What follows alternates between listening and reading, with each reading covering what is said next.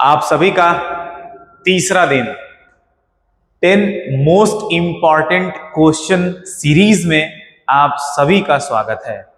आज तीसरा दिन है और हम लोग एक नए चैप्टर को लेकर के आए हैं। वादे के मुताबिक हमने ऑलरेडी वादा किया है कि हम पांचों चैप्टर से 10-10 क्वेश्चन इंपॉर्टेंट क्वेश्चन आप सभी के लिए लेकर के आएंगे। तो आइए आज तीसरा चैप्टर लेकर के हम आए हैं। चैप्टर का नाम है हाउ डू ऑर्गेनिज्म रिप्रोड्यूस। बड़ा ही आसान सा चैप्टर है और दूसरी बात ये बड़ा इंटरेस्टिंग चैप्टर है। इसमें सबको मन लगता हो, चाहे कोई दूसरा चैप्टर पढ़े या ना पढ़े, लेकिन हाउ डू ऑर्गेनिज्म रिप्रोड्यूस जैसे ही आ गया चैप्टर ना, तो अलग प्रकार की अंदर से एनर्जी आ जाती है। तो आइए एक बार फिर से अपनी एनर्जी को यहाँ बोर्ड पे लगाते हैं और देखते हैं वो 10 इंपॉर्टेंट क्वेश्चंस को कि ये 10 इंपॉर्टेंट क्वेश्चंस कैसे कैसे है। तो सबसे पहला क्वेश्चन ये रहा आपके लिए, list 3 technique that have been developed to prevent pregnancy. वो 3 तरीका बताना है जिसके द्वारा हम प्रेगनेंसी को प्रिवेंट कर सकते हैं। तो 3 तरीके में तीनों तरीका कैसा है? सबसे पहला केमिकल मेथड, केमिकल मेथड के द्वारा हम प्रेगनेंसी को प्रिवेंट कर सकते हैं। दूसरा बैरियर मेथड एंड तीसरा सर्जिकल मेथड। 3 तरीके जिसके द्वारा हम प्रेगनेंसी को प्रिवेंट कर सकते हैं। सबसे पहला केमिकल मेथड आएगा। केमिकल मेथड के अंदर क्या करते हैं? ओरल पिल का इस्तेमाल करते हैं। ओरल पिल बोलने का मतलब मेडिसिन का इस्तेमाल करना। मेडिसिन को कंज्यूम करके क्या करते हैं? प्रेगनेंसी को खत्म करते हैं। यानी कि प्रेग्नेंट कोई फीमेल नहीं होती है, पर प्रेग्नेंट हो भी जाती है, ठीक है, तो उस केस में भी ये मेडिसिन या ओरल मेडिसिन रिक्वायर्ड हो जाते हैं। सेकेंड आता है कौन सा? Barrier method.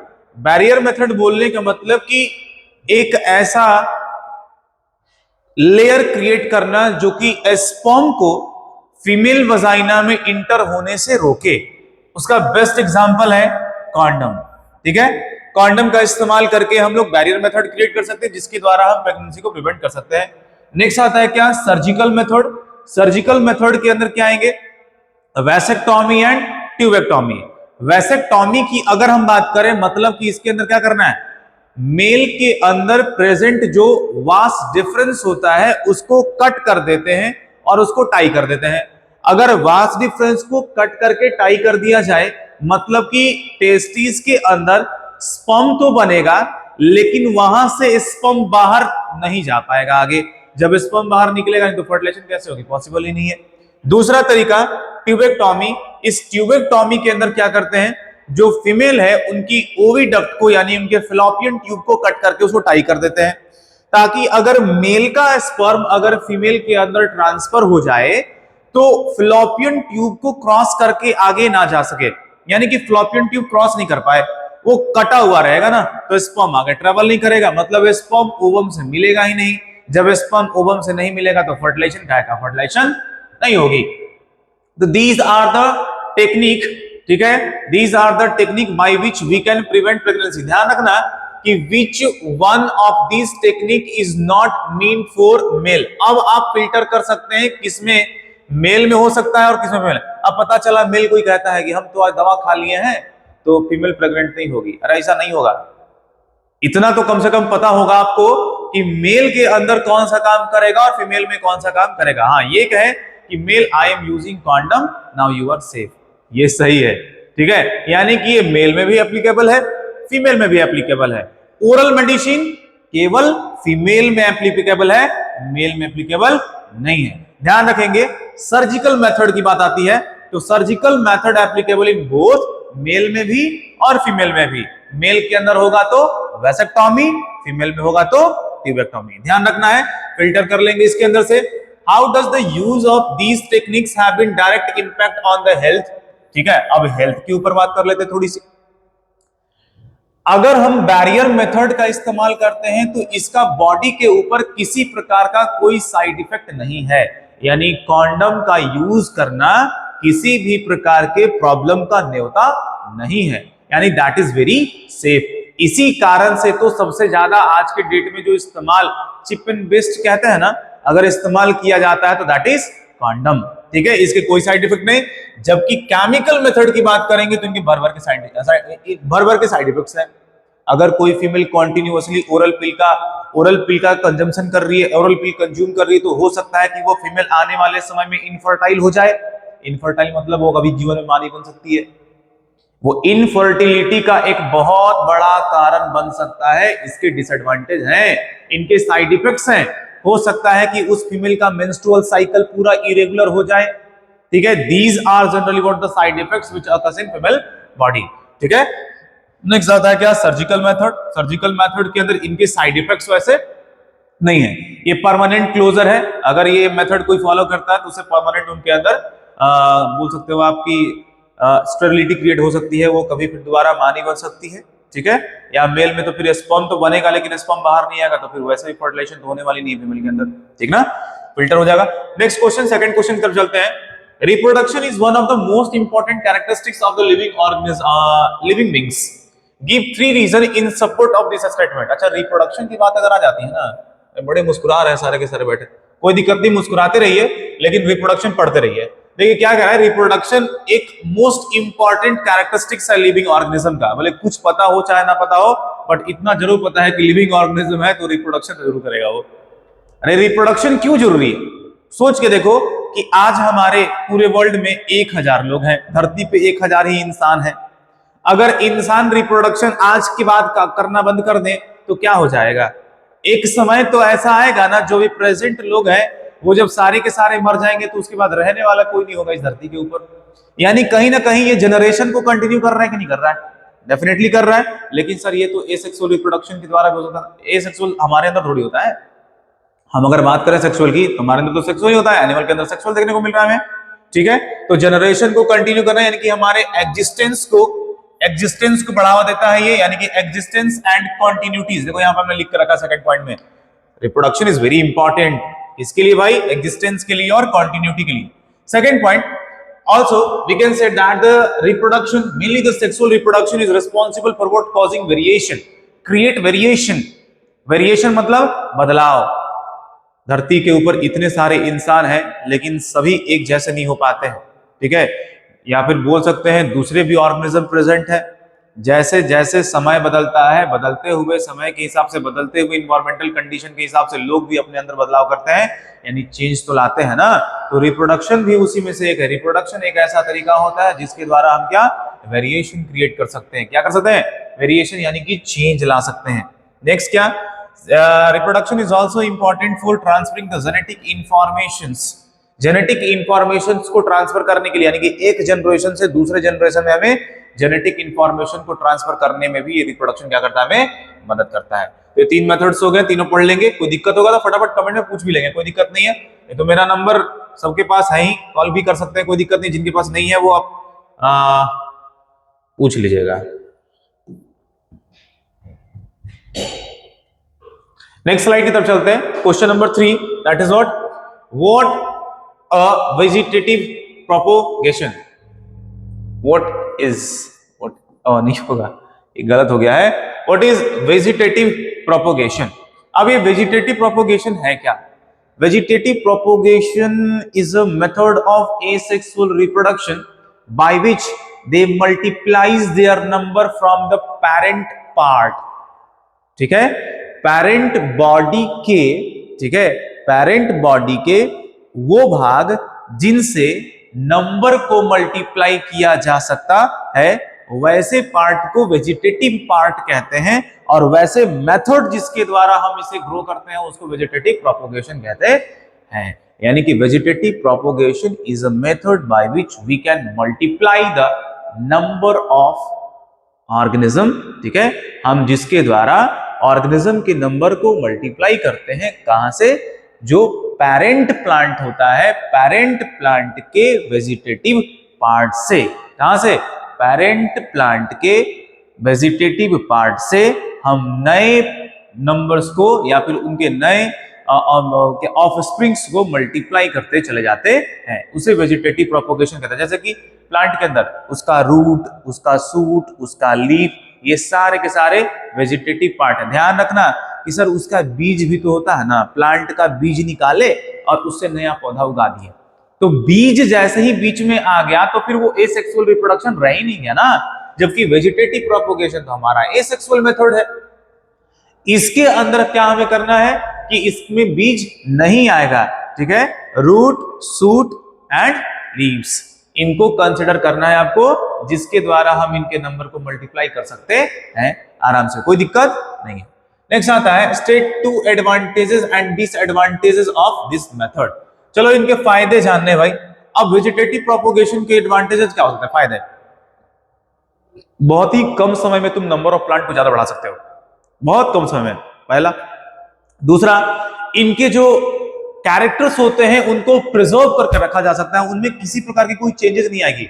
एक जनरेशन से दूसरा में चल जाओ, दूसरा से तीसरा में चल जाओ, तीसरा से चौथा में चले जाओ, तो character will be similar, there is no difference between all generation. तो ये इनका एडवांटेज हो गया। बेनिफिट्स है क्या है, डिजायरेबल कैरेक्टर में लिखा हुआ है, आप यहां से स्क्रीनशॉट ले सकते हैं। Desirable characters of the plant can be preserved through out generation, and दूसरा लिखा हुआ है seedless plant can be grown also. ये इनका क्या हुआ, एडवांटेज है।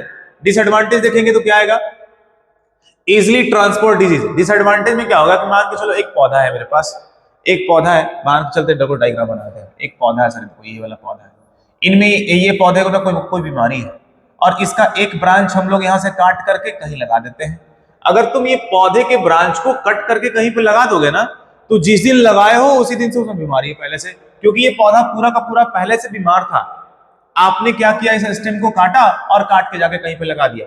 तो काट के जब लगाया, जिस स्टेम को कट करके आपने लगाया, वो स्टेम तो पहले से बीमार था। तो वेजिटेटिव प्रोपोगेशन का ये डिसएडवांटेज है, वो बीमार चीज को आपने ट्रांसफर कर दिया। लेकिन ध्यान रखना कि अगर ये पौधा एक दिन बड़ा हो गया, उसमें फ्रूट आया, उसमें सीड भी आया, और फिर सीड को आपने लगाया, तो इसकी कोई गारंटी नहीं है कि वो बीमार नहीं होगा।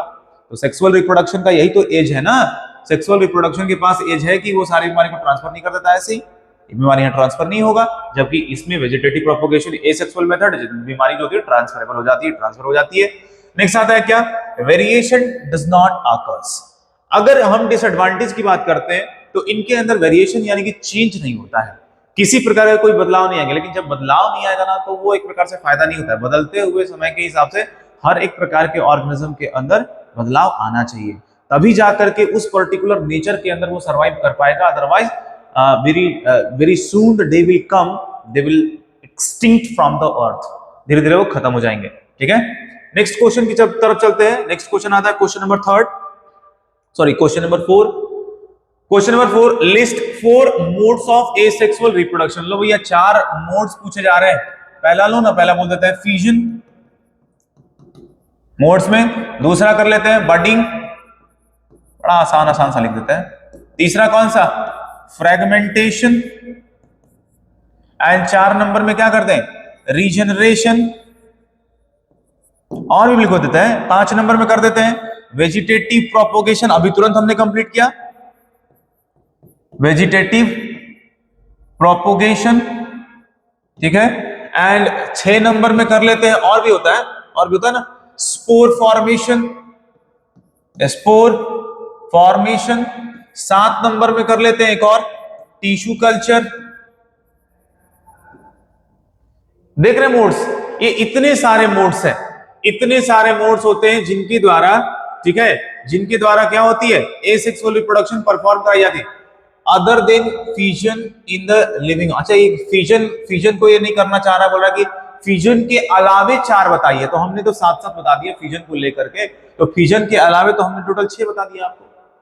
नोट कर लेंगे, इनको समझ आएंगे। बडिंग किसको बोलते हैं, बडिंग मतलब कि वैसा प्रोसेस जिसके मतलब वैसा मेथड जिनमें बर्ड्स बनते हैं, the process by which the birds is going to be form is called budding. अब ये बर्ड क्या होते हैं, यह एक प्रकार का आउटग्रोथ होता है जो कि मैक्सिमम सेल डिवीजन होने के कारण बनता है बॉडी के ऊपर। जैसे एग्जांपल हाइड्रा बर्ड के द्वारा ही अपने नंबर को मल्टीप्लाई करता है। फ्रेगमेंटेशन मतलब the method of asexual reproduction by which the organism multiply their number from the fragment of parent body। Parent body से टूटा हुआ जो टुकड़ा होता है, मल्टीपल टुकड़े, उन्हें हर एक टुकड़ा अपने पूरी बॉडी को डिजाइन करता है, वही फ्रेगमेंटेशन है। Next regeneration is what, it is the capacity of any particular organism by which they can multiply the या फिर grow the missing part of their body. Regeneration एक ऐसा मेथड होता है, ऐसी कैपेसिटी होती है जिसमें ऑर्गेनिज्म क्या करते हैं, अपने मिसिंग पार्ट को डेवलप करके अपने बढ़ा लेते हैं। आपको बता दें कि इनसे क्वेश्चन बहुत पूछा जाता है। Highly regeneration capacity presenting, answer याद रखना प्लेनेरिया। अब ये ध्यान रखेंगे यही की बात नहीं है, जनरल कंपटीशन में भी बहुत बार देखे क्वेश्चन पूछता है प्लेनेरिया के बारे में कि सबसे ज्यादा रीजनरेशन कैपेसिटी किस में पाई जाती है, तो आंसर जाएगा प्लेनेरिया, प्लेनेरिया। ठीक है, ध्यान रखेंगे।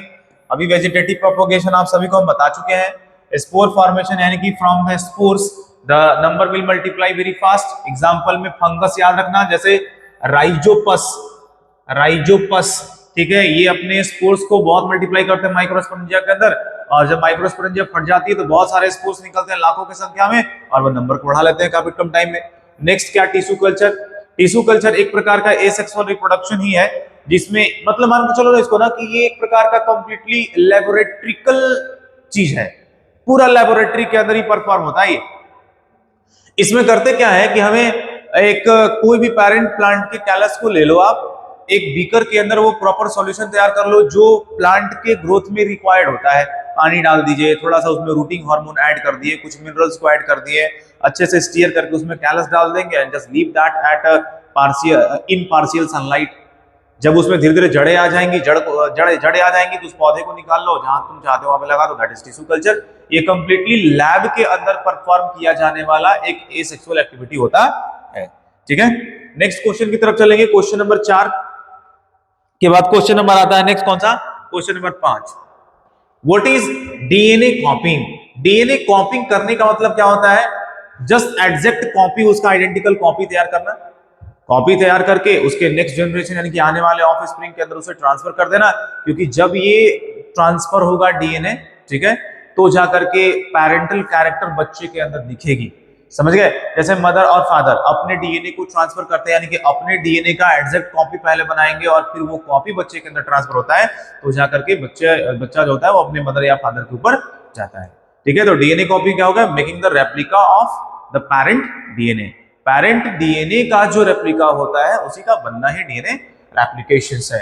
डीएनए कॉपिंग है या फिर इसी को डीएनए रेप्लिकेशन भी कहते हैं ना, डीएनए रेप्लिकेशन क्या बोलते हैं इसको, डीएनए रेप्लिकेशन कहते हैं। इसका इंपॉर्टेंस है ताकि कैरेक्टर ट्रांसफर हो सके। The character transferring of the parental character to the progeny is there advantages of the DNA कॉपिंग।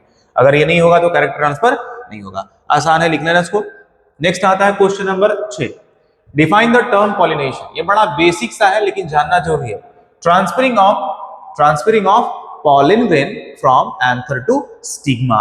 Anther से स्टिग्मा पे पॉलिन ग्रेन का जाना ही पॉलिनेशन है। एकदम बेसिक सा, एंथर से स्टिग्मा पे पॉलिन ग्रेन का जाना ही पॉलिनेशन कहलाता है। समझेंगे ध्यान से। हम यहां बनाते हैं फीमेल पार्ट, ये रहा, चलिए हमने बना दिया। ये हमारा रहा स्टिग्मा, इसे कहते हैं। इधर बनाते हैं मेल रिप्रोडक्टिव पार्ट, ऐसे बना दिया। इसी के अंदर होते हैं ये पॉलन ग्रेन। अब ये पॉलन ग्रेन का उड़ना और यहां पे जाकर के ऐसे बैठ जाना, यही तो पॉलिनेशन था और कुछ थोड़ी है। यही पॉलिनेशन है, पॉलन ग्रेन का एंथर से उड़ना और स्टिग्मा पे जाके बैठना ही पॉलिनेशन कहलाता है। क्या कहलाता है, पॉलिनेशन। लेकिन इन पॉलिनेशन को कैटेगराइज किया गया कितने भागों में, 2 भागों में। पहला कहलाया सेल्फ कहलाया और दूसरा कहलाया क्रॉस। अब मुझे जानना होगा कि ये सेल्फ क्या है और ये क्रॉस क्या है। देखिए ध्यान से ना, इतना अच्छा डायग्राम तो नहीं बना पा रहे हैं लेकिन ट्राई करते हैं, बनाएंगे। थोड़ा इरेज कर लें इन सभी चीजों को। ये रहा, हो गया बस तुरंत। चलिए देखिए, एक फ्लावर बनाते हैं, एक देखिए फ्लावर बनाते हैं। ये देखिए, ये फूल है भाई, मान के चलना है इसको, दिल पे ना लेना। ये गुलाब है, गुलाब, वही गुलाब है जिसे सभी लोग पसंद करते हैं। ये देखिए, एक और इसी के जैसा हम फूल बनाना चाह रहे हैं, चाहे हो जाएगा क्या ऐसे। चलो इसी पे काम चला देते हैं। देखो ध्यान से, जब क्या होता है, एक फ्लावर के एंथर से पॉलन ग्रेन उड़ता है और उसी फ्लावर के स्टिग्मा पे जाके बैठ जाता है तो उसे सेल्फ पॉलिनेशन कहते हैं। क्या कहते हैं इसे? सेल्फ पॉलिनेशन कहते हैं। Transferring of pollen grain from anther to stigma of same flower. ठीक है, उसी फ्लावर के एंथर से उड़ा पॉलन ग्रेन और उसी फ्लावर के स्टिग्मा पे जाके बैठ गया, तो वैसे पॉलिनेशन को सेल्फ पॉलिनेशन कहते हैं। दूसरा सुनिएगा ना, एक फ्लावर के एंथर से पॉलन ग्रेन उड़ा और उसी प्लांट के दूसरे फूल के स्टिग्मा पे जाके पॉलन ग्रेन बैठ गया, तो इसे भी हम सेल्फ पॉलिनेशन ही कहते हैं। क्या कहते हैं इसे? सेल्फ पॉलिनेशन ही कहते हैं। ध्यान रखेंगे, transfer of pollen grain from anther to stigma of same flower is called as self pollination, पहला। दूसरा, transfer of pollen grain from anther, transfer of pollen grain from anther to the stigma of another flower of same plant is called as self pollination। ठीक है, clear हो गया होगा। Next आती है बात क्रॉस की। एक और फूल बनाना पड़ेगा। लो एक और फूल बना लेते हैं इधर से। ये देखो बना लिए फूल भाई। अब क्या होता है, एक प्लांट के एंथर से पॉलन उड़ा और दूसरे प्लांट के स्टिग्मा पे जाकर के वो पॉलन ग्रेन बैठ गया। ध्यान रखने वाली बात क्या है कि ये जो प्लांट का स्पीसीज था वो इस प्लांट का स्पीसीज दोनों एक ही होना चाहिए। पता चला ऐसा नहीं कि अब चाइना रोज का फ्लावर का पॉलन ग्रेन उड़ रहा है और कद्दू को जाके फर्टिलाइज कर रहा है, ऐसा पॉसिबल नहीं है। चाइना रोज का उड़ेगा तो चाइना रोज को ही जाके फर्टिलाइज करेगा, यानी कि species must be same, species इनका एक होना चाहिए। तो क्रॉस पॉलिनेशन में क्या होता है, transferring of pollen grain from anther to stigma of different या फिर same flower of different plant, ऐसा कुछ होगा same flower of different plant of same species. ये डेफिनेशन होगा क्रॉस पॉलिनेशन का। फ्लावर एक ही होना चाहिए, चाइना रोज इधर है तो चाइना रोज इधर होगा, प्लांट भी एक होना चाहिए, चाइना रोज इधर है तो चाइना रोज उधर होगा, लेकिन स्पीसीज दोनों का एक होगा। समझ गए? देखेंगे प्लांट नंबर 1 से पॉलन ग्रेन उड़ा, प्लांट नंबर 2 के स्टिग्मा पे जाके बैठा, ठीक है, इसको फर्टिलाइज कर गया, दोनों का स्पीसीज एक जैसा था, ये क्रॉस पॉलिनेशन है। ठीक है, चलिए नेक्स्ट क्वेश्चन की तरफ चलेंगे।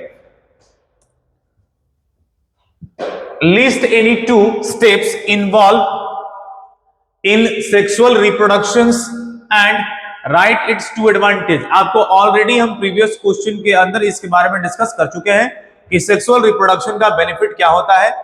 वहां पे जैसे डिसएडवांटेज भी आया था तो वहां भी बताए थे, एडवांटेज में भी बताए थे। एक तो वेरिएशन इसका बेनिफिट है कि अगर रिप्रोडक्शन हो रहा है सेक्सुअल रिप्रोडक्शन तो वेरिएशन डेफिनेटली आएगा, और वेरिएशन हमारे लिए इंपॉर्टेंट है क्योंकि नेचर के अंदर सर्वाइव करने के लिए चेंज आना बहुत जरूरी है। अगर अपने आप को हम नेचर के हिसाब से नहीं बदलेंगे तो शायद नेचर अपने आप को नहीं बदलने वाला है, तो फिर आपको निकलना पड़ेगा नेचर से। ठीक है, नेक्स्ट आता है क्या, सेक्सुअल रिप्रोडक्शन के अंदर सारे डिजीज ट्रांसफरेबल नहीं होते हैं, ये ऑलरेडी हम बता चुके हैं। अगर फिर भी कोई दिक्कत हो तो जरूर आप कमेंट करें। वैसे ऑलरेडी आपको हमने कह दिया कि वीडियो के अंदर बायोलॉजी कमेंट करेंगे तो सारे नोट्स मिल जाएंगे। वैसे आप क्वेश्चन भी पूछ सकते हैं कमेंट सेक्शन के अंदर, कोई दिक्कत नहीं है, कोई आपत्ति नहीं है, क्वेश्चन पूछे, कमेंट हमेशा हम चेक करते हैं, मिल जाएगा तो आपको आंसर भी मिल जाएगा। नेक्स्ट आता है क्या, explain sexually transmitted disease with some example. Sexually transmitted disease कहने का मतलब कि वैसे बीमारी जो सेक्सुअल इंटरकोर्स के कारण ट्रांसफर होते हो। बात समझ में आ रही है? The disease which can be transferable with the sexual means और sexual contact, that is called sexually transmitted disease. ठीक है, ये डिजीज को 2 कैटेगरी में बांटा गया है। पहला जो वायरस के कारण होता है, दूसरा जो बैक्टीरिया के कारण होता है। देखो यहाँ पर मैं नेम लिख दिया है, ये बैक्टीरिया के कारण होने वाले, यानी कि बैक्टीरियल सेक्सुअली ट्रांसमिटेड डिजीज है, पहला गोनोरिया और दूसरा सिफिलिस। जबकि वही वायरल बात करते हैं तो एड्स एंड वॉट्स, दोनों एग्जांपल दिया हुआ है। एग्जांपल को ध्यान रखेंगे, बार बार एग्जाम में आता है, हमेशा कुछ न कुछ, मतलब चारों में से एक तो पूछ ही लेता है कि बताओ इसमें से फाइंड ऑड वन आउट। 4 बीमारी दिया रहेगा, ऑड वन आउट फाइंड करने के लिए दे देगा, फिल्टर करके बताओ कौन सा उसमें बैक्टीरियल कौन सा वायरल, पता रहेगा तब ना कर पाओगे, तो देख लेना इसको। ठीक है, क्वेश्चन नंबर 9 की तरफ आगे बढ़ेंगे। Explain the event that takes place once a sperm reach to the oviduct. Sperm जब रीच करता है ओविडक्ट को ही बोलते हैं फेलोपियन ट्यूब। भाई देख रखना, फेलोपियन ट्यूब इसी को कहा जाता है। ओविडक्ट बोलो या फेलोपियन ट्यूब बोलो, दोनों बात बराबर है। ठीक है, क्या बताया गया है, इवेंट बताना है, takes place once a sperm reaches to the oviduct till it become foetus. अब देखिए स्पर्म अगर आता है ओविडक्ट में तो डेफिनेटली वो आता क्यों है, वो आता इसलिए है ताकि अंडा उसको मिल जाए। अब एक उसको मिल जाएगा तो उसको फर्टिलाइज कर देगा, यानी जाइगोट फॉर्मेशन हो जाएगा। Why the gamete is coming, अगर स्पर्म लिखा हुआ यहाँ पे है उसको रिप्लेस करके हम गैमेट लिख दें, मेल गैमेट कर दें तो क्या बात है। Why the male gamete is coming into the oviduct? Male gamete is coming to fertilize the female gamete which is present there. वहां पे जो present है उसको fertilize करना चाहता है वो। If it will fertilize, then it will the gamete will fuse together, then it will comes into or it will forms into zygotes। क्या बन जाएगा ये, zygote बनेगा। Then that zygote is further the zygote will divide। ये अपने division को बढ़ाएगा तेजी से, फिर वो एम्ब्रायो बनेगा। धीरे धीरे वो डेवलप होते होते फिर बाद में फीटस बनेगा ना। पहले तो एम्ब्रायो रेडी होगा, वो एम्ब्रायो जाएगा, डेवलप होगा, डेवलप होने के बाद में जाकर के फीटस वगैरह बनना होगा तो बनेगा। तो उसके प्रीवियस स्टेप में आएंगे तो क्या मिलेगा तुमको, गैमेट्स मिलेंगे, गैमेट्स फ्यूज करेंगे, जाइगोट बनेंगे, जाइगोट के बाद फिर एम्ब्रायो बनेंगे। ठीक है, इन सारे इवेंट्स को उसके अंदर एक्सप्लेन कर देना है कि उस समय क्या होता है। धीरे धीरे फिर जब ये बन जाएंगे, जाइगोट हो जाएंगे, फिर एम्ब्रायो बनने लगेंगे, फिर इम्प्लांटेशन होगी, फिर वहां पे इनकी डेवलपमेंट चलती रहती। कहां पे, यूट्रस के अंदर। चले नेक्स्ट क्वेश्चन की तरफ चलेंगे। लास्ट क्वेश्चन है, लेकिन ध्यान रखेंगे लास्ट है भले ही, लेकिन इसे हल्के में एकदम ना लेना, क्योंकि एक क्वेश्चन में 4 है, ये एक क्वेश्चन ही 4 क्वेश्चन है। देख लीजिएगा टर्म्स को ध्यान से। Explain the role of this following terms. इन सभी का टर्म्स का एक्सप्लेन करना है। पहले तो जान जाओ कि ये भी मेल में होता है, ये भी मेल में होता है, ये भी मेल में है, लेकिन ये फीमेल में। ओवरी कहां से मेल में आ जाएगा भाई, फीमेल में। ठीक है, तो आइए तीनों काम, चारों का काम समझते हैं। सबसे पहला seminal vesicle. Seminal vesicle is responsible for secreting seminal fluid and seminal fluid is having what, fructose which will provide energy to sperm. इतना ही याद रखना है, सेमिनल फ्लूइड को सिक्रीट करता है, सेमिनल फ्लूइड के अंदर फ्रक्टोज होते हैं, फ्रक्टोज स्पर्म को एनर्जी प्रोवाइड करवाता है। That's it. ठीक है, नेक्स्ट, ये सारे एल्कलाइन ना, ये सेमिनल फ्लूइड जो इनसे सिक्रीट होगा वो एल्कलाइन नेचर के होंगे। एल्कलाइन मतलब स्लाइटली एल्कलाइन होंगे ही होंगे। ठीक है, नेक्स्ट आता है क्या, प्रोस्टेट ग्लैंड। प्रोस्टेट ग्लैंड क्या करता है, प्रोस्टेटिक फ्लूइड को सिक्रीट करता है। ध्यान रखेंगे, पहले ये बटरफ्लाई की तरह दिखता है, बटरफ्लाई की तरह दिखने वाला ये ग्लैंड होता है। ये मेल के अंदर हाईली सेंसिटिव होता है। भाई कैंसर वैंसर भी हो जाता है इसके अंदर, प्रोस्टेट ग्लैंड के अंदर। अगर मेल में कैंसर होता है रिप्रोडक्टिव भाग में, तो वो प्रोस्टेट ही उसमें सबसे बड़ा जिम्मेवार है, प्रोस्टेट के अंदर होता है प्रोस्टेटिक कैंसर्स। ठीक है, ये प्रोस्टेट ग्लैंड रिस्पांसिबल होता है प्रोस्टेटिक फ्लूइड को सिक्रीट करने के लिए। ये भी एल्कलाइन होते हैं, ये कैल्शियम आयन कैरी करते हैं। इनका काम होता है स्पर्म को एक्टिवेट करना। किसको, it will helps into the activation of sperm. The fluid which is secreted by prostate gland, that is prostatic fluid, it carries calcium ion, it is responsible for activating sperm. Clear है। Next आता है क्या, testis. अब इन दोनों के बारे में कौन नहीं जानता है, testis and ovary. Testis and ovary दोनों ही ओवल शेप के होते हैं।